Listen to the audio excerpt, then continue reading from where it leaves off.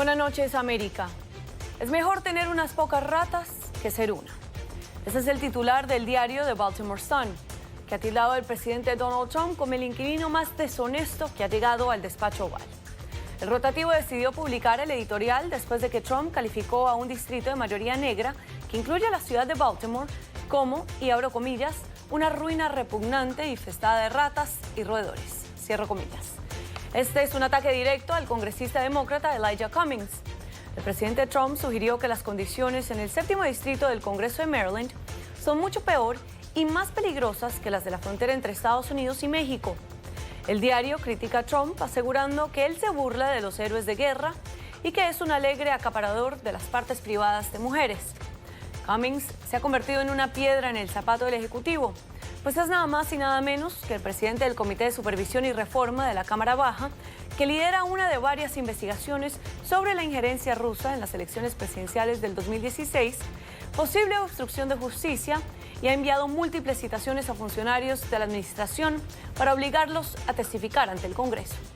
Este es solo uno de múltiples insultos que hemos visto de parte del Ejecutivo hacia legisladores de color. Son las 8 en Bogotá, Lima y Quito, las 9 en la costa este de Estados Unidos y Santiago y las 10 en Buenos Aires. Les saluda Emiliana Molina hoy en sustitución de Gustavo Alegret y esto es Cuestión de Poder. Bienvenidos. Hoy en el programa analizamos cómo llega Puerto Rico al estado de incertidumbre política y económica en que se encuentra hoy tras la renuncia del gobernador Ricardo Rosselló. En Perú, el presidente Martín Vizcarra propone adelantar elecciones.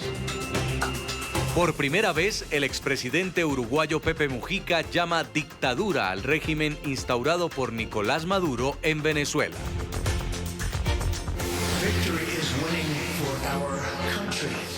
Comienza un cambio de régimen político. Desde nuestros estudios en Washington, la opinión, el análisis y las voces que nos ayudan a comprender nuestro mundo. Es cuestión de querer, es cuestión de poder. El presidente de Perú, Martín Vizcarra, se enfrenta al legislativo liderado por la oposición fujimorista. Esto después de que los congresistas aprobaran con varias enmiendas 6 leyes de reforma política propuestas por el mandatario. Vizcarra pide un referéndum de reforma constitucional y adelantar las elecciones generales al 28 de julio de 2020, recortando el mandato del Congreso y el propio para salir de la crisis institucional. Las elecciones en Perú son cada 5 años y estaban previstas para abril de 2021. Para hablar de este tema nos acompaña Úrsula Indacochea, directora del programa de independencia judicial de la Fundación para el Debido Proceso.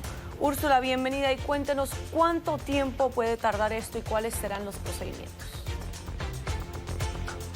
Bueno, buenas noches, muchas gracias por la invitación. Bueno, aquí estamos también preocupados, ¿no?, por esta medida que ha anunciado el presidente Vizcarra, que hasta ahora solamente es un anuncio porque el proyecto de iniciativa de reforma de la Constitución recién se va a presentar el próximo miércoles, ¿no? Pero sí plantea diversos escenarios, sobre todo en cuanto a los tiempos. Según la Constitución del Perú, las elecciones tocarían mejor dicho, el mandato se renovaría en el 28 de julio del 2021.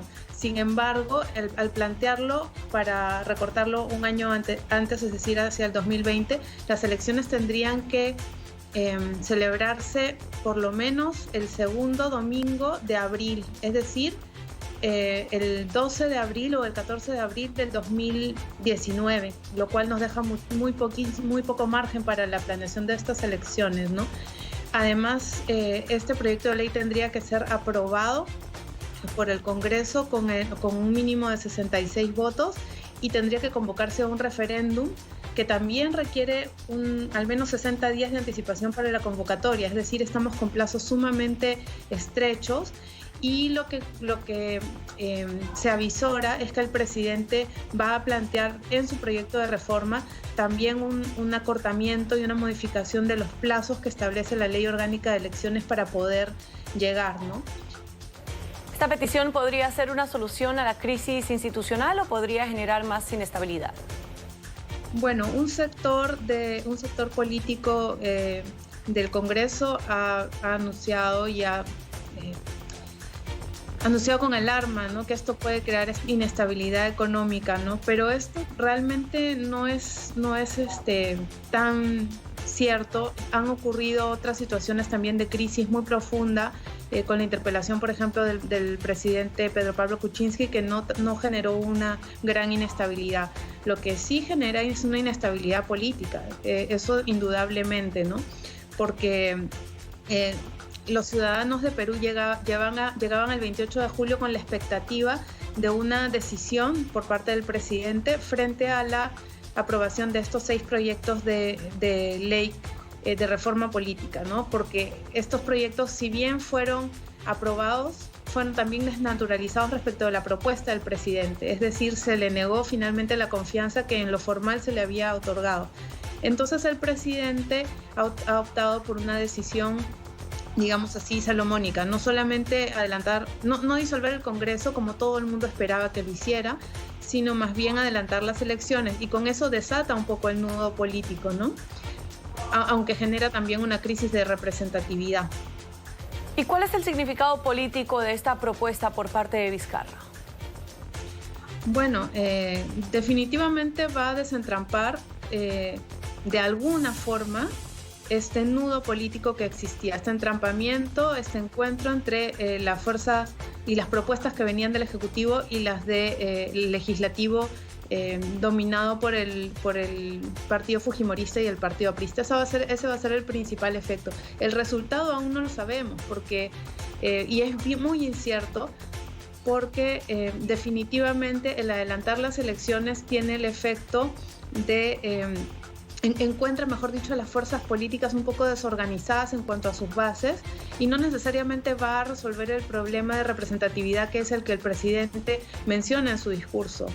Otro punto también muy importante es que podrían quedarse truncas las reformas a la justicia, esta gran reforma a la justicia que el presidente impulsó desde el inicio de su mandato y que, digamos, como ustedes conocen, tuvo por efecto incluso la eliminación de una de las principales instituciones de justicia, que fue el Consejo de la Magistratura. Entonces esas reformas podrían quedarse truncas si es que el resultado de estas nuevas elecciones no tiene ese mismo compromiso con la institucionalidad.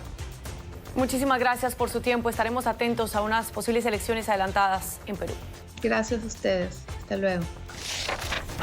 Críticas y más críticas de parte de sectores guatemaltecos y organizaciones internacionales sobre el acuerdo que los gobiernos de Estados Unidos y Guatemala firmaron el viernes para recibir a migrantes que solicitan asilo.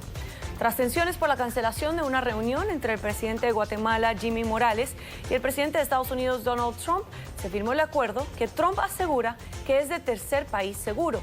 Pero el canciller guatemalteco, Enrique Degenhardt, le dijo a medios estadounidenses que es un acuerdo de cooperación. Por su parte, los empresarios están de fiesta porque el país evita, por ahora, sanciones económicas de una potencia mundial. Para hablar de este tema nos acompaña Juan González. Él es ex asesor para el hemisferio occidental del ex vicepresidente Joe Biden. Juan, bienvenido y muchas gracias por su tiempo. Cuéntenos, ¿Guatemala está en capacidad económica actualmente para recibir a estos migrantes que vienen desde Centroamérica? Bueno, muchas gracias. Es difícil para Guatemala poder recibir un número tan grande de inmigrantes, pero hay que ponerle un poquito de contexto a este tema. La mayoría de los inmigrantes que salen de Guatemala son migrantes económicos, entonces la mayoría no tiene beneficio de asilo político en los Estados Unidos. No obstante, vienen porque tienen una falta de oportunidad económica en su propio país. Entonces, hoy en día el país de Guatemala no está listo para un número tan grande de inmigrantes, pero lo puede estar, y es algo que si el sector privado pagara un poquito más de impuestos, si el gobierno fuera más transparente, si hubiera menos corrupción y una real deseo de invertir en las comunidades en el altiplano, otras partes del país, que son de donde vienen esos emigrantes, sería una historia diferente, y los guatemaltecos yo creo que se quisieran quedar en el país en vez de tomar esa jornada peligrosa hacia los Estados Unidos. Juan, las condiciones en Guatemala, como por ejemplo salud o educación, y de hecho la corrupción están obligando a miles de migrantes a emigrar a Estados Unidos, por ejemplo. ¿Con qué cara puede Guatemala recibir a otros migrantes para intentar ayudarles a gestionar asilo en ese país? Es difícil entender esa decisión por parte del gobierno guatemalteco, solo tal vez que ya Jimmy Morales ya está saliendo, entonces le importa menos las consecuencias de sus decisiones, pero lo que preocupa de esa decisión son dos cosas. La primera es que en vez de tratar de arreglar el sistema de asilo en los Estados Unidos y mejorar la forma en que funciona nuestro proceso migratorio, lo que está haciendo Donald Trump está tratando de matar o de arruinar el sistema legal de asilo, bajando el número de refugiados que se aceptan en los Estados Unidos. Y después entrando en estos países con acuerdos con terceros países, es algo que lo más probable es que las cortes en los Estados Unidos respalden esos acuerdos. Pero eso lo que quiere decir es entonces ahora que los Estados Unidos le está negando aún la oportunidad de presentar una petición a cualquier inmigrante de Honduras y El Salvador que llegue a los Estados Unidos. México no ha entrado en ese acuerdo porque ellos saben cuál es el impacto. Guatemala, yo creo que cualquier otro gobierno no hubiera entrado en ese acuerdo, porque eso quiere decir ahora que Guatemala está enforzando las leyes migratorias para Honduras y para El Salvador. Entonces hay mucho más que pueden hacer estos países, pero esos acuerdos yo creo que es una forma de arruinar el sistema internacional humanitario que tenemos todos los miembros de las Naciones Unidas. Se estima que por Guatemala pasan alrededor de unos 360,000 migrantes que intentan llegar a Estados Unidos, pero ¿se podría generar una crisis peor que la que estamos viendo entre la frontera de la Unión Americana y México? Bueno, en mi opinión, y conociendo que este país, los Estados Unidos, la tradición como un país de migrantes, $200,000, 200,000 personas al año no es gran cosa. Es algo que se puede observar aquí. De hecho, ha ayudado a la economía de los Estados Unidos bastante tener ese tipo de trabajadores, y también es algo que ellos han pagado impuestos a seguro social, extendiendo de la vida del seguro. Entonces, la inmigración a los Estados Unidos es buena. Número dos, esta nueva regla y este acuerdo de terceros países afecta a inmigrantes después de hace 2 semanas, la fecha de allá en adelante, entonces no afectaría a guatemaltecos que ya están en este país, pero sí es un problema de dos partes. Número uno tienes a muchos guatemaltecos que llevan más de una década en este país y tienen hijos americanos y ya son ciudadanos. Los vas a sacar de este país solo por ser indocumentados, por si la única ley que violaron es venir acá en búsqueda de otra oportunidad. Y el otro es no dejar que otros presenten una petición para asilo y votarlos sin ninguna consideración. Es algo que puede estabilizar no solo a Guatemala, sino a Honduras y a El Salvador, y es algo que tiene un problema, también causa problemas entre los mismos países de Centroamérica que deben estar trabajando juntos para lidiar este tema. Pero es algo que podría ir en una muy mala dirección sin un plan, y esta administración de los Estados Unidos no tiene un plan. La administración guatemalteca saliente tampoco tiene un plan, y yo creo que se dio causa porque Jimmy Morales francamente se quiere proteger legalmente y ve que apoyando a Donald Trump es la única forma que él puede asegurarse que no habrá ninguna investigación en su contra. Cabe resaltar que múltiples analistas han criticado la falta de transparencia en este acuerdo firmado entre Estados Unidos y Guatemala. Juan, muchísimas gracias por su tiempo. A gusto a ti, gracias. La administración del presidente de Uruguay, Tabaré Vázquez, ha estado bajo la lupa por su posición sobre la crisis venezolana. En los últimos días, 3 altos funcionarios del Frente Amplio se alejaron de la posición del mandatario y reconocieron que Venezuela rige una dictadura. Entre ellos, el ex jefe de Estado, José Pepe Mujica. Daniel Martínez, candidato oficialista para las elecciones del próximo mes de octubre, también tachó al gobierno de Maduro de dictadura, después de evitar definir de esa manera el régimen de Maduro durante varios meses. Ambos se suman a las críticas del ministro de Economía del país, Danilo Astori. Por su parte, Tamara Suju, defensora de derechos humanos, dice que hay reacción a chorros de frente amplistas después de años de ser cómplices de la tiranía y no denunciar crímenes de lesa humanidad en Venezuela. Para hablar de este tema nos acompaña Mariano de Alba, analista y experto en relaciones internacionales. Mariano, bienvenido y muchas gracias por acompañarnos. Cuénteme cómo interpreta usted el cambio de posición de estos funcionarios. Buenas noches, Emiliana. Muchas gracias por la invitación. Bueno, creo que las dos declaraciones hay que verlas de forma separada, ¿no? Por un lado, la expresidenta argentina diciendo que la situación de la escasez de alimentos en Argentina es equiparable a la de Venezuela, lo que sencillamente es una locura que no tiene fundamento. Creo que allí es tratando, sin duda alguna, es en el marco de una campaña electoral donde Cristina Kirchner sabe que la asociación que la campaña de Macri está haciendo de ella con el chavismo y con el régimen de Nicolás Maduro le va a hacer mucho daño.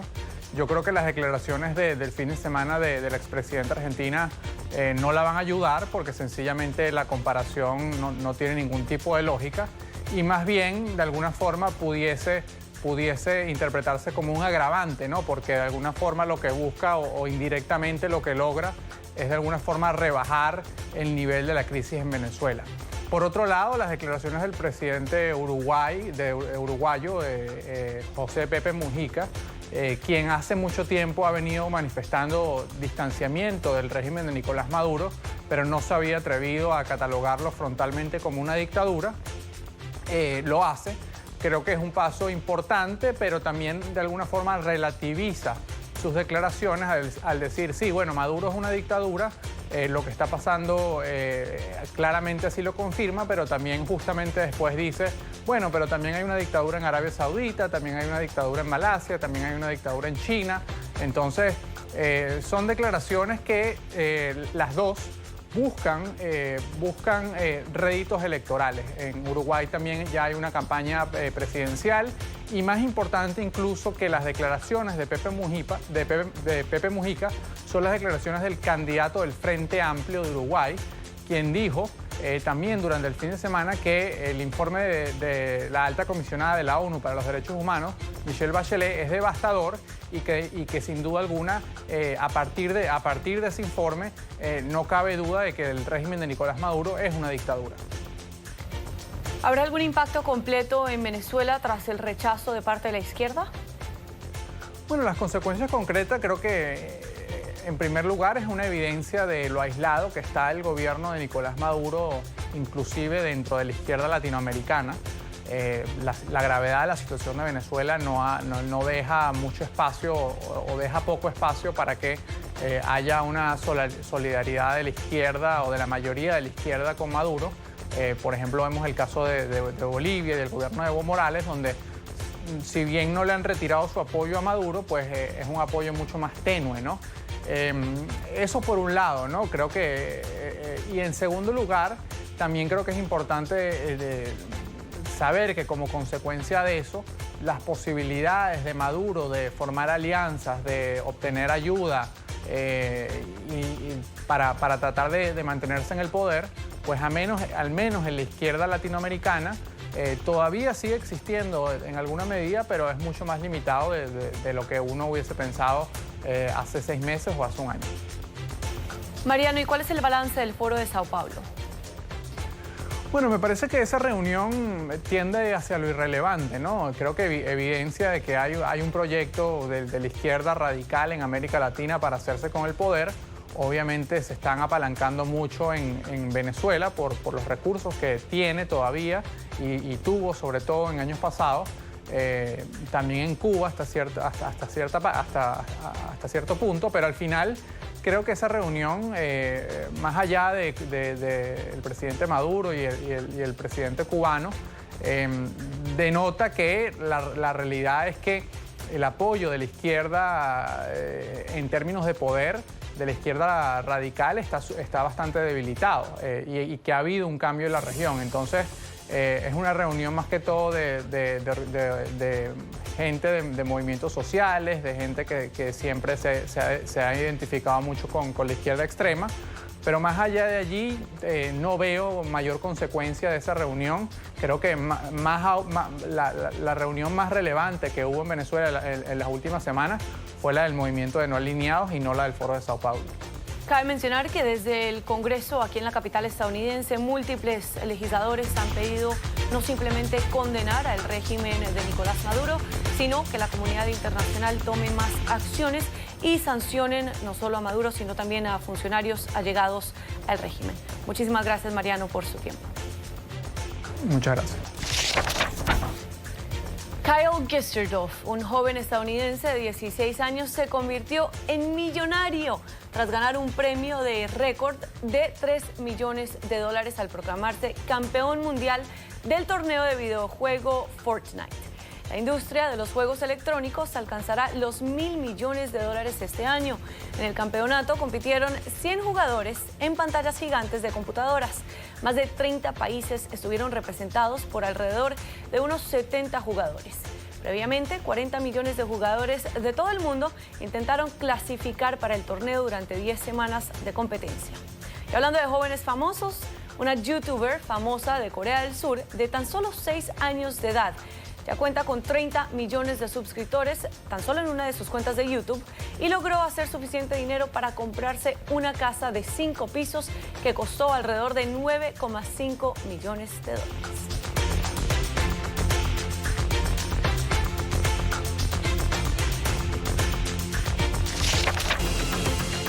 El próximo 2 de agosto, el gobernador de Puerto Rico, Ricardo Rosselló, abandonará su cargo a las 5 de la tarde. Mientras la Isla del Encanto atraviesa una crisis política sin precedentes. Las más de 800 páginas de mensajes revelados por el Centro de Periodismo Investigativo disparó una crisis que se veía venir. Y a partir de ahí se conoció un nivel de negligencia y corrupción. Alexandra Colón Mil nos explica cómo llegamos hasta aquí. Así usted no sepa nada de la política en Puerto Rico, seguramente sabe que desde hace 2 semanas la gente ha estado en las calles protestando, entre otras cosas exigiendo la renuncia del gobernador Ricardo Rosselló.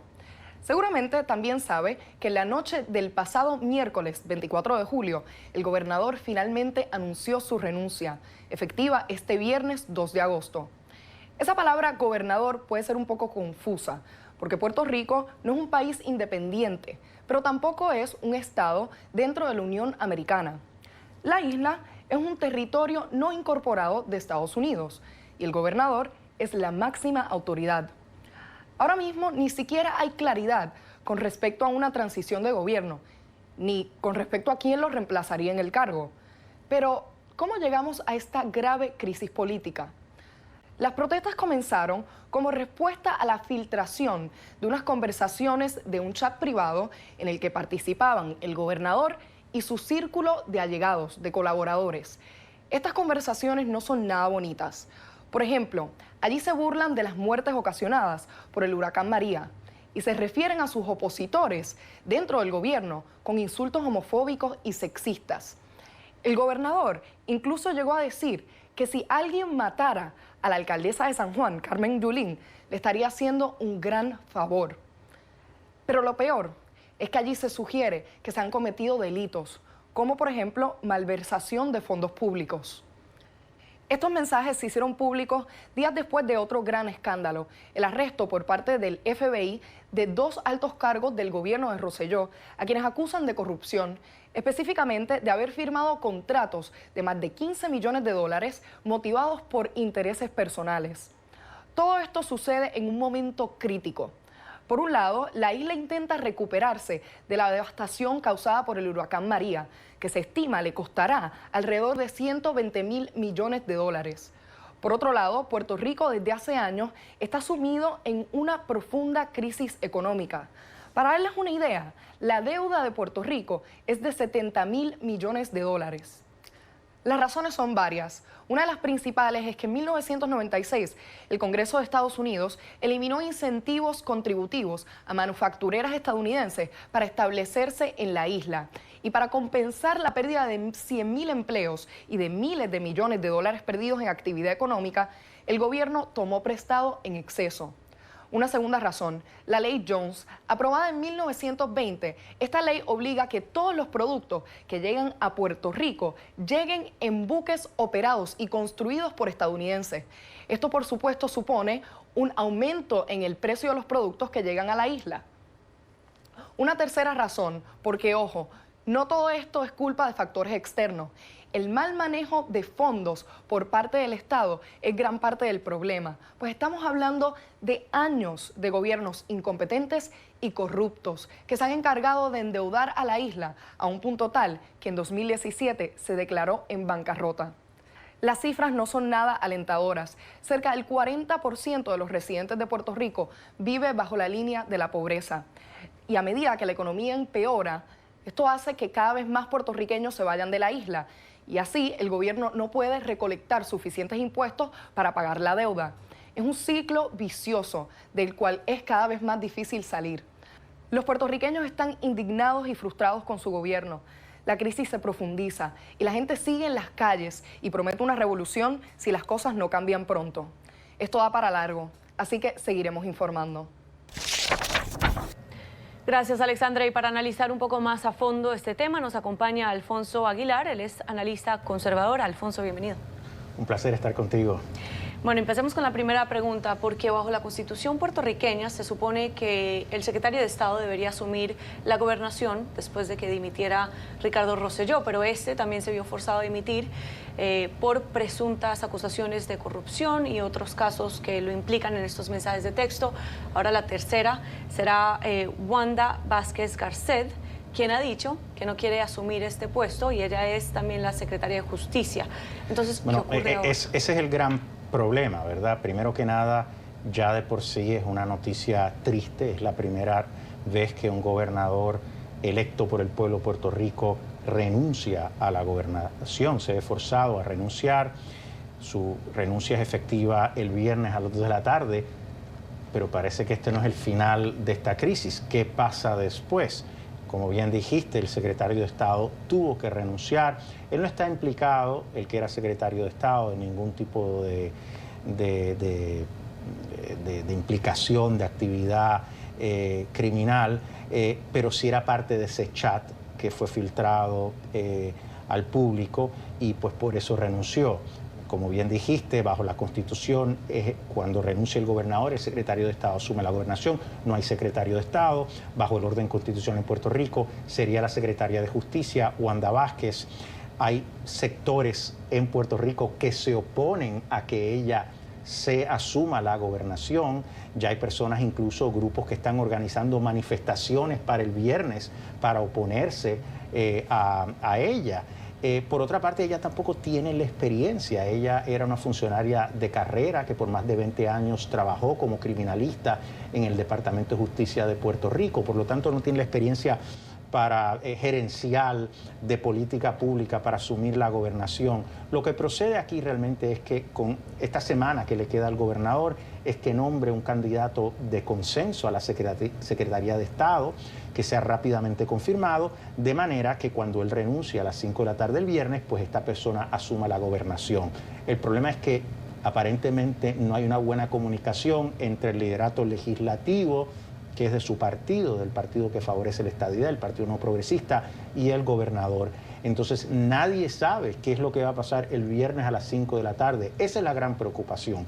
Con toda la nación, todos los Estados Unidos mirando a Puerto Rico e incluso el mundo, mi preocupación es que lleguen las 5 de la tarde del viernes y tengamos otra crisis con Wanda Vázquez de gobernadora, manifestantes en la calle y sin una salida clara a la crisis. Lo que necesita Puerto Rico, ante todo lo que ha pasado y lo que se mencionaba en el reportaje, la crisis fiscal, la deuda fiscal de más de 70 millones de dólares, el impacto y la destrucción, la devastación que causaron las tormentas de Irma y María en Puerto Rico, la reputación de Puerto Rico aquí en Washington, que está muy mal. Lo que necesitamos ahora es alguien que pueda traer estabilidad a la isla y pueda mejorar la reputación de Puerto Rico en Washington. Me parece que para el bien de Puerto Rico, lo mejor que puede suceder ahora es que el gobernador nombre a alguien de buena reputación, que sea de su partido, que pueda empezar a reparar la reputación de Puerto Rico. Y hay personas así.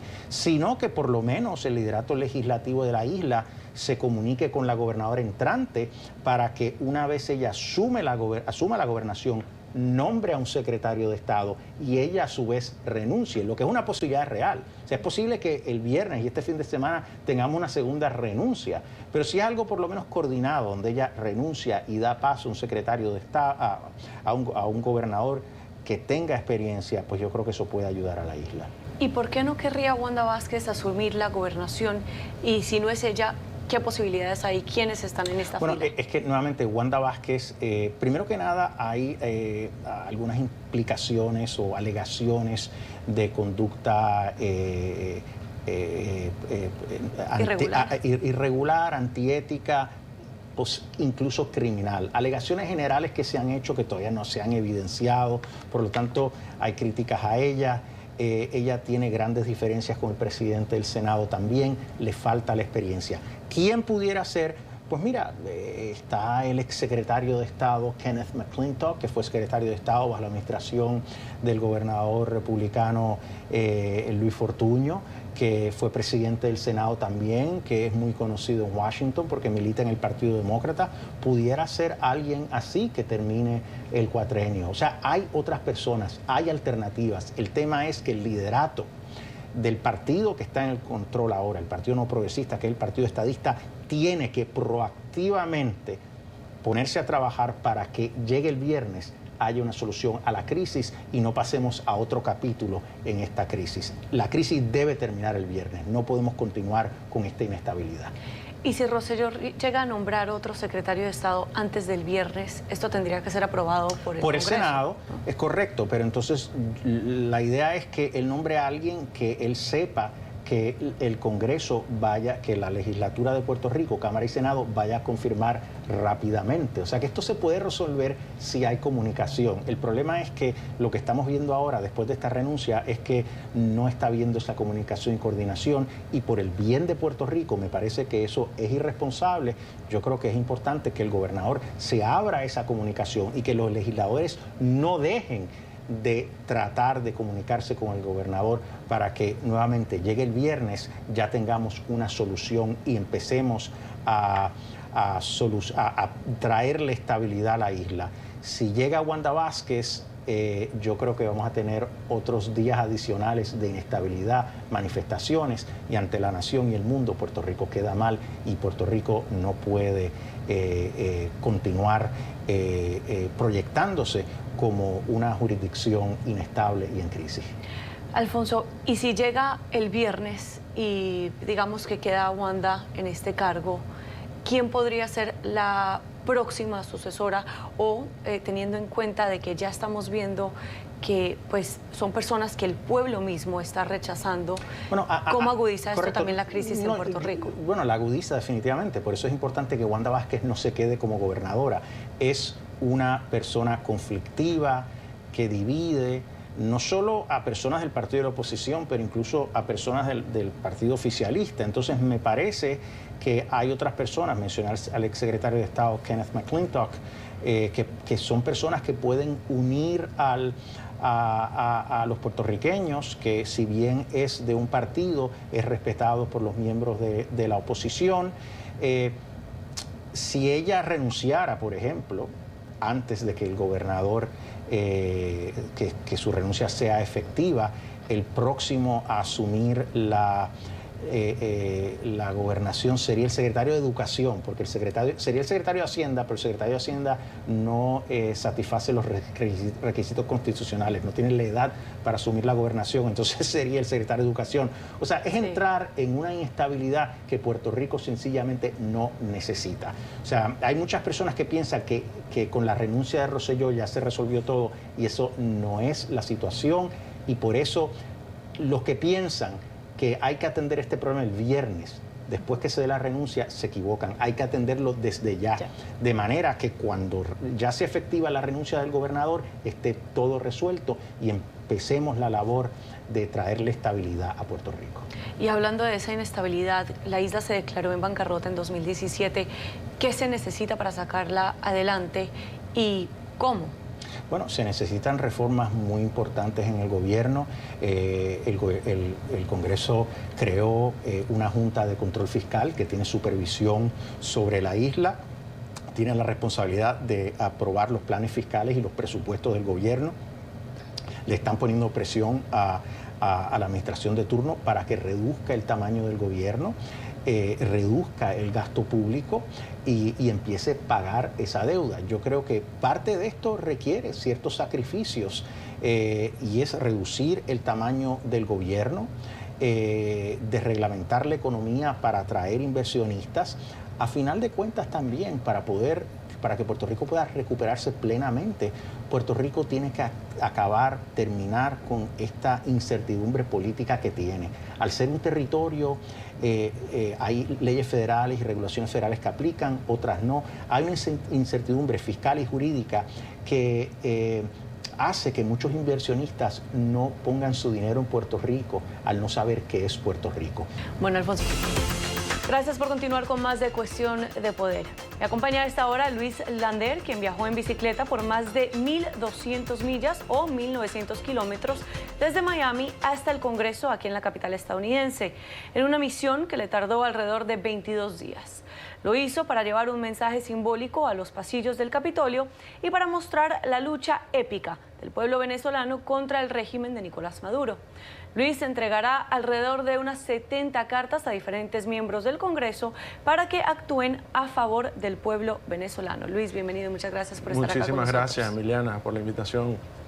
Luis, cuéntanos entonces, iniciaste este trayecto en bicicleta en Miami. ¿Cómo fue todo el proceso?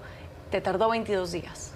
Sí, correcto. Empezamos el 5 de julio, Día de la Independencia de Venezuela, con dos propósitos claros establecidos al principio. El primero era difundir el mensaje de la causa venezolana y la urgencia que hay de que la comunidad internacional tome cartas en el asunto y hagan de una buena vez algún tipo de intervención para restaurar la libertad y la democracia en Venezuela. Cada sitio, cada pueblo o ciudad que visitábamos, tratábamos de hacer contacto con la prensa local para de esta manera difundir el mensaje que estamos llevando. Y también lo hacíamos a través de contacto directo con las personas que nos íbamos encontrando en la vía.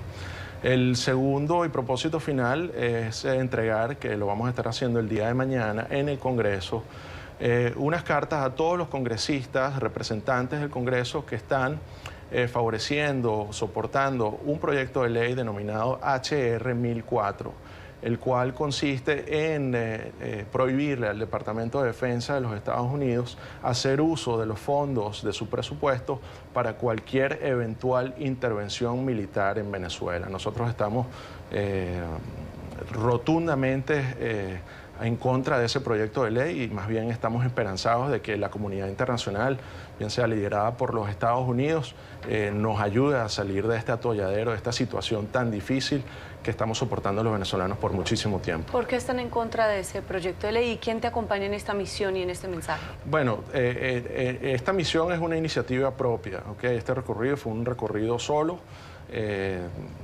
no cuenta con mayor respaldo, digamos, logístico, ni mucho menos. Fue una iniciativa totalmente propia y espontánea de mi parte. Así que, pues nada, en ese sentido estamos enteramente solos. Más sin embargo, yo creo que mi voz coincide con muchísimos venezolanos, yo diría que con la gran mayoría de los venezolanos que estamos pidiendo auxilio a la comunidad internacional de que por favor nos ayuden a salir de este atolladero porque estamos definitivamente en manos de una mafia internacional que está gobernando a Venezuela, inmiscuida en cuestiones de narcotráfico y además con nexos establecidos con células terroristas como son el Hezbollah. Luis, y de hecho llegas a la capital estadounidense unos días después de que llegaran también unos caminantes, un grupo de varias personas que caminaron de Miami hasta el Capitolio haciendo algo similar. Sí. ¿Has hablado con ellos? Hermanos, sí, claro, como no, mi hermano Miguel Galindo, Matthew, Rui, Joseph, todos los caminantes en contacto permanente con ellos. Esto ha sido una coincidencia extraordinaria de la vida que nos ha unido. Yo venía planificando esto hace 4 o 5 meses atrás, desde que se introdujo el proyecto de ley. Yo, digamos, empecé a hacer una tormenta de ideas de cómo podía yo individualmente levantar mi voz para, digamos, alertar a la comunidad de que ese proyecto de ley va en contra de la libertad y la democracia venezolana. Y bueno, Miguel Galindo, a través de la Orden de Miranda y todos los caminantes que lo acompañan, ya yo cuando estaba, digamos, próximo a alcanzar la fecha para la salida, ellos, me enteré por los medios, no nos conocíamos ni nada, de que ellos habían salido caminando con una agenda, digamos, similar, pero con otras aristas. No, ellos no iban contra el proyecto de ley 1004, iban más bien para resaltar el mensaje de la causa venezolana y además resaltar el mensaje, la importancia del Verdad Act, que es la ley, digamos, columna vertebral que está siendo de soporte legal para el apoyo a Venezuela y a la comunidad de venezolanos que está en la diáspora. Y respaldando también un estatus de protección temporal para los venezolanos en Estados Unidos, para que puedan trabajar y residir acá de forma legal. Cuéntame cómo fue este trayecto, cómo fue tu día a día, a qué horas salías en la bicicleta, cuántos kilómetros recorrías. El trayecto fue variado. Los primeros días salíamos de mañana, rodábamos durante el día. Yo hablo en plural, pero en realidad esto fue una odisea solitaria. Más sin embargo, me gusta hablar en plural porque creo que las cuestiones grupales tienen mucha mejor referencia y aceptación.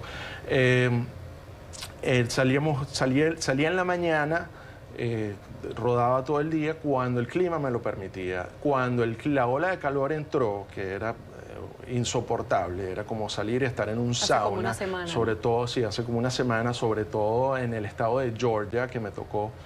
Tuve que cambiar la dinámica y era rodar durante la noche y descansar durante la mañana. En la tarde hacer los contactos de prensa con las próximas ciudades y pueblos para ver quién me iba a recibir de la prensa para difundir el mensaje. En eso básicamente consistía la dinámica diaria. ¿Y dónde dormías? ¿Qué comías? No, esto era camping.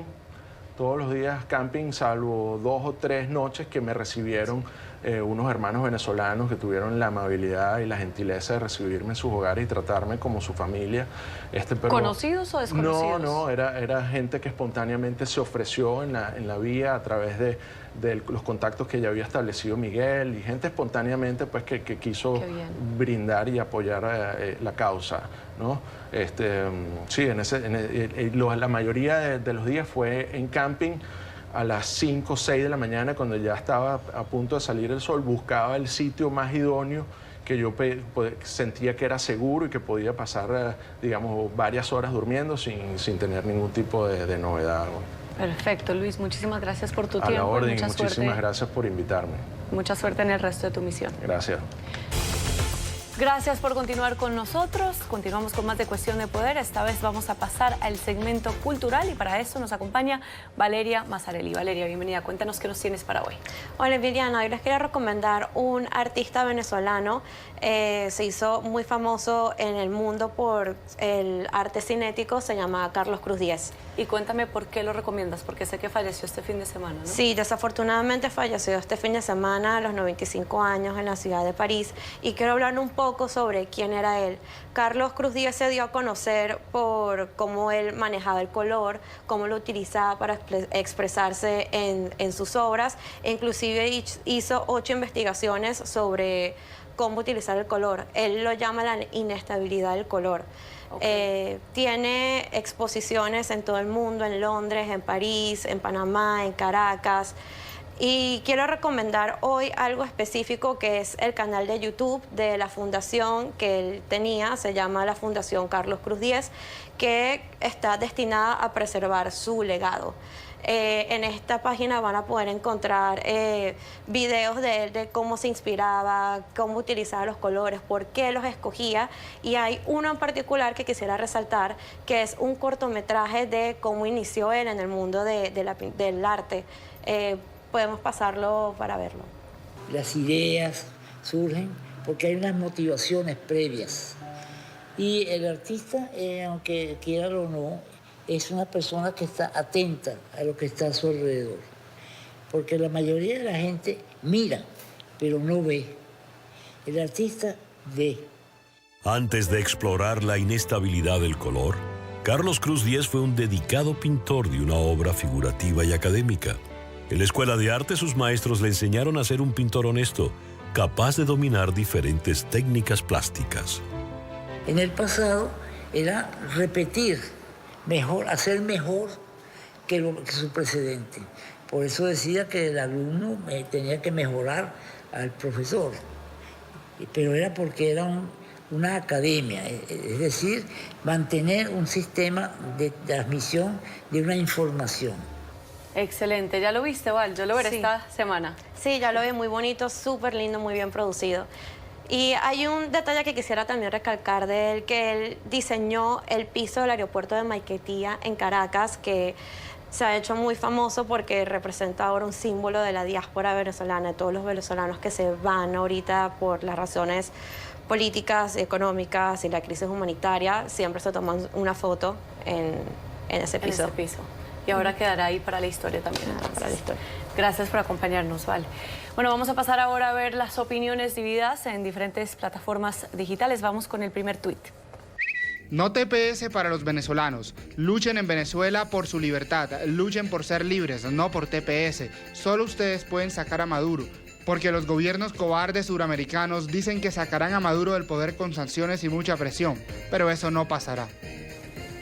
Bueno, José Cruz dice que no TPS o estatus de protección temporal para los venezolanos, que les permitiría una estadía legal en Estados Unidos y un permiso para trabajar temporalmente, que continúen luchando por la libertad en Venezuela, pero algunos argumentarían que mientras luchan por la libertad en Venezuela, pues podrían posiblemente quedarse trabajando legalmente en Estados Unidos hasta que logren restaurar la democracia en su país natal. Vamos al segundo tuit. Me ha llamado la atención oír español en la entrada de la Casa Blanca. Resulta que están cambiando la verja principal y la gran mayoría de los obreros son hispanos. Valeria, gracias por acompañarnos. A ti, Emiliana. Muchísimas gracias a ustedes por su tiempo. Nos vemos en una próxima ocasión. Que descansen.